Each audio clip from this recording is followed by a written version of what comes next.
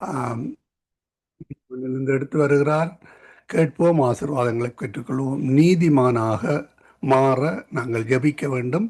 அப்போஸ்தலர் 13:39 ஆதாரமாக கொண்ட தேவ செய்தி. வந்தவங்களே இந்த நாளிலே நாம் சுத்திகரிப்பு கூட்டத்திலே வந்திருக்கிற யாவரையும் உங்களை அன்போடு வரவேற்கிறேன். இயேசு கிறிஸ்துவின் நாமத்திலே இந்த நாளிலும் நாம் தியானிக்க இருக்கிற வேத பகுதி அப்போஸ்தலர் 13ஆம் அதிகாரம் 39வது வசனத்தை நாம் வாசித்து அதுல இருக்கிற காரியத்தை தியானிக்க அப்போஸ்தலர் 13:39 மோசேயின் நியாயப்பிரமாணத்தினாலே நீங்கள் விடுதலையாக்கி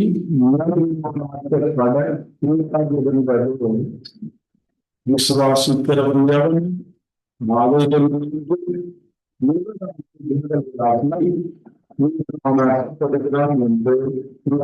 தெரிந்திருக்க வேண்டும். நம்மால இன்றைக்கு அநேக திருச்சபை மக்களாகிய நமக்கும் சரி மற்ற கிறிஸ்தவர்களுக்கும் சரி ஒரு காரியம் தெரிய வருவார்.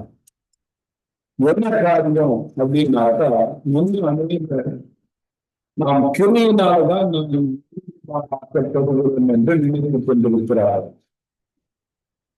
யாரு கிருமியினால நீதிமானாக மாற்ற முடியாது. அது உதாரணம், பழைய ஏற்பாடு காலத்துல யோசியினால கொடுக்கப்பட்ட நியாயப்பிரமாணம் நம்மளை விடுதலையாக்கி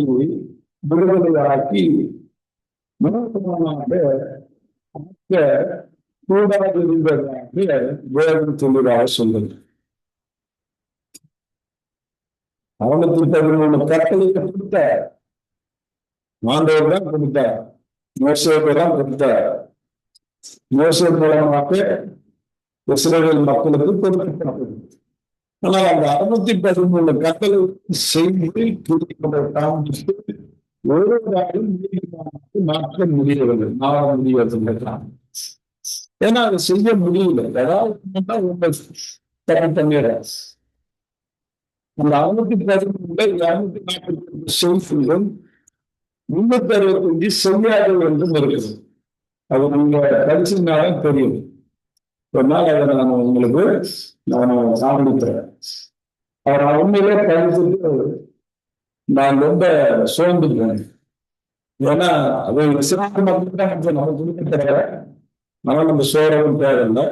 இருந்தாலும் அவர்கள் எப்படி செய்திருப்பார், செய்ய முடியாது.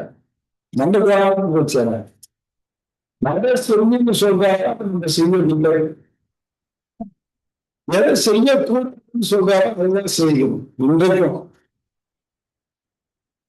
அப்ப இன்னைக்கு செஞ்சாலும் சரி, அன்னைக்கு செஞ்சாலும் சரி, பாவம் பாவம். ஆனால் இன்னைக்கு நம்ம அந்த ஜனநாயகத்துக்கு நமக்கு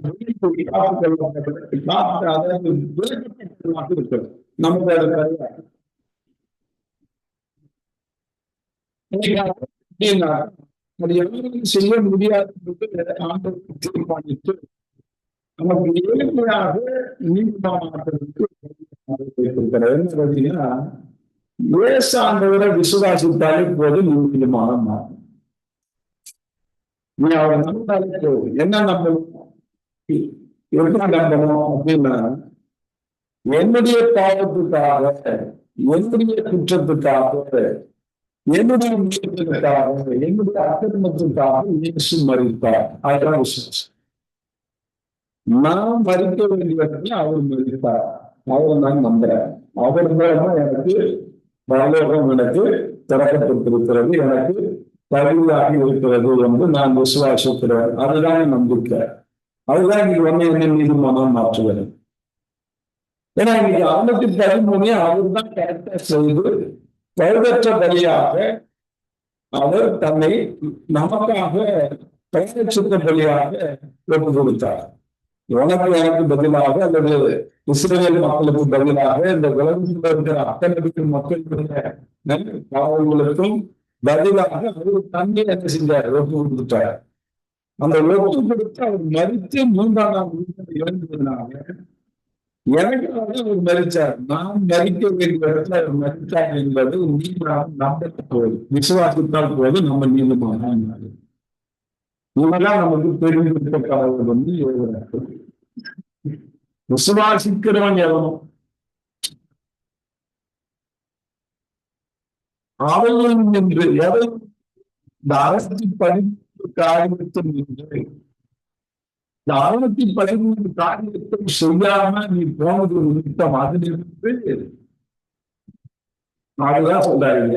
ஆலயத்தில் இருந்து முதலாளே எவனாலே இந்த 613 செய்து முடித்து மறித்து உயர்சுவாளே இவராலே விடுதலையாகி நீதிமானாக்கப்படுகிறான். எவ்வளவு அழகா சொல்றாரு. இந்த 613 நீ செய்யணும்னு அவசியம் கிடையாது. நான் அதை செஞ்சு உனக்கு பதிலாக நான் மறித்து வருகிறேன். என்னை நான் விசுவாசித்தாலே நீ நீதிமானாக அனுப்புகிறேன். நமக்கு சொல்லுவது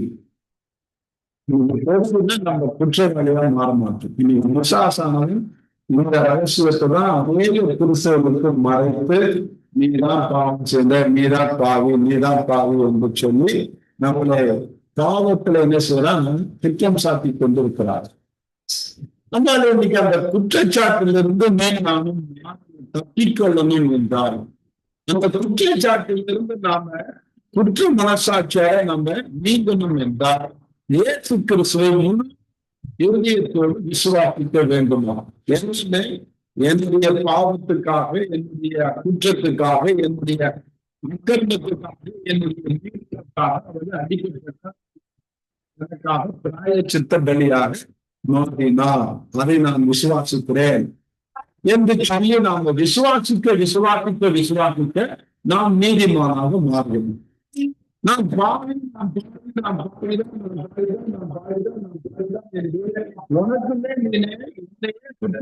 சாட்டி கொண்டிருந்தால் நீ நீதிமானாக கடைசி வரைக்கும் மாற முடியாது. நான் மாற முடிவேன்.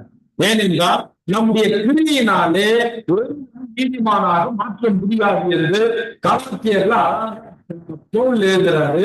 கலாத்தியர் 2ஆம் அதிகாரம் 15வது வசனத்திலே 16வது வசனத்திலே இப்படியாக சொல்லப்படுகிறது. நாம படிக்கிறோம். நியாய பிரமாணத்தின் கிரியினாலே எந்த மனுஷனும் நீதிமானாக்கப்படுவதில்லையே. இதுக்கு என்ன அர்த்தையா? நியாய பிரமாணத்தின் கிரியினாலே எந்த மனுஷனும் நீதிமானாக்கப்படுவதில்லையே. அப்ப 613 காரியத்தை நீ நானும் செய்யறதுனால ஒரு காரியம் தப்பா செஞ்சாலும், ஒரு காரியம் நம்ம மிஸ்டேக் பண்ணாலும் மொத்தமும் நம்ம ஃபெயிலியர் தான். அந்த காலத்துல ஓல்டு எஸ்எஸ்எல்சின்னு வச்சிருந்தாங்க. அந்த ஓல்டு எஸ்எஸ்எல்சில 6 சப்ஜெக்ட் இருக்கும். அந்த 6 சப்ஜெக்ட்ல ஒரு சப்ஜெக்ட் நீ ஃபெயில் ஆனாலும் மற்ற 5 சப்ஜெக்ட் நீ பாஸே பண்ணியிருந்தாலும் நல்ல மதிப்பெண் எடுத்து, ஒரே ஒரு சப்ஜெக்ட்ல ஒரு இங்கிலீஷ்ல ஒரு 30 மார்க் எடுத்து நீ ஃபெயில் ஆயிடுச்சுன்னா மீதி 6ஐயும் திரும்பி வருது. என்ன செய்யணும்? திரும்ப 6. அந்த மற்ற சப்ஜெக்ட்ல மேத்ஸ்ல நீ 100 கூட எடுத்துருக்கலாம். திரும்பி 7 நீ 70 எடுத்துனா உனக்கு அந்த 70 தான் மார்க். அப்ப பாருங்க, இதே போலதான் இந்த நியாய பிரமாணம் 613 இருந்தது.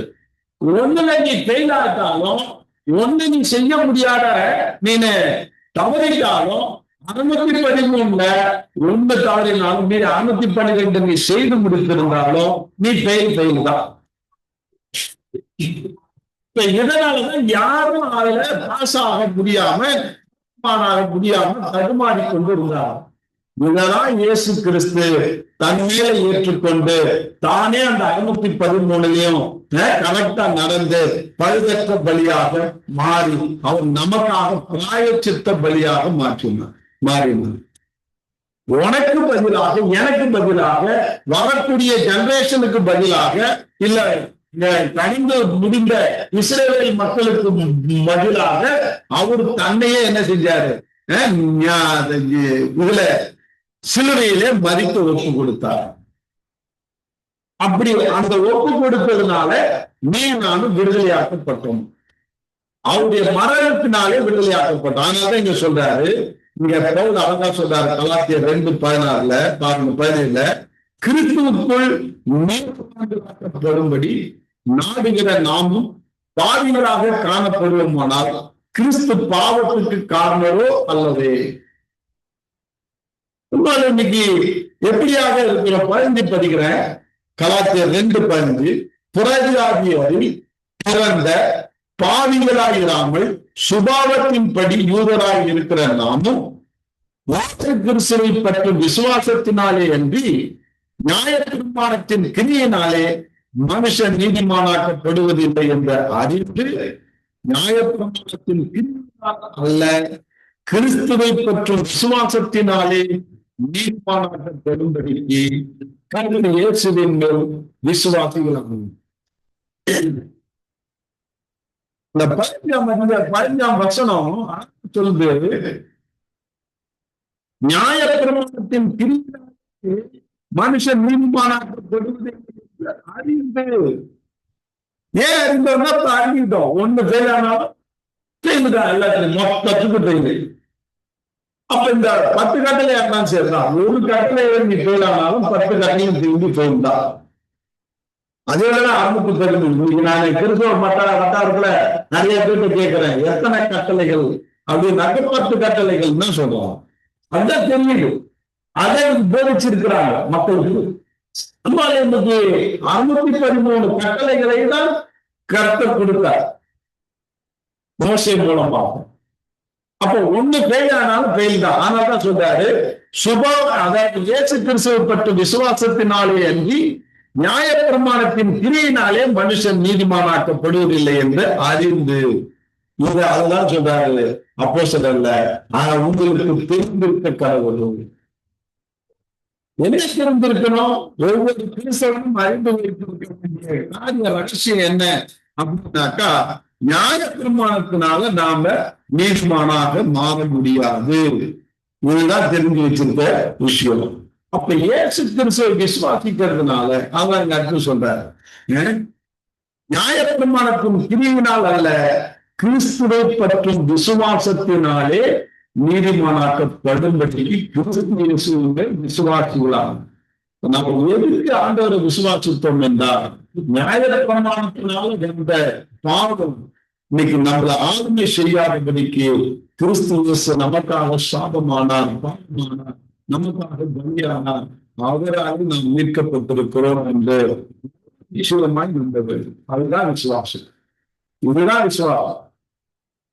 நீங்க விசுவாசிக்கிறேன், எனக்கு விசுவாசிக்கிறேன், நான் கணித விசுவாசிக்கிறேன், நீ அறியாம விசுவாசிக்கிறேன். அன்பாலே இன்னைக்கு உன்னுடைய விசுவாசம் எதனால இருக்குது, எதன் அடிப்படையில் இருக்குது என்றால், என்னுடைய பாவத்திற்காக அவர் மரித்தார் என்பதை நான் விசுவாசிக்கிறேன். அதுதான் முழு விசுவாசம். அந்த விசுவாசம் தான் உன்னை என்னவா மாற்றுது? நீதிமானாய் மாற்றிவிடும். கிரியினால உன்னை நீதிமானா மாற்ற, நீ தான தர்மம் பண்றதுனாலயோ நீ மற்றவங்களுக்கு அதெல்லாம் கொடுக்கக்கூடாதுன்னு சொல்ல வருது.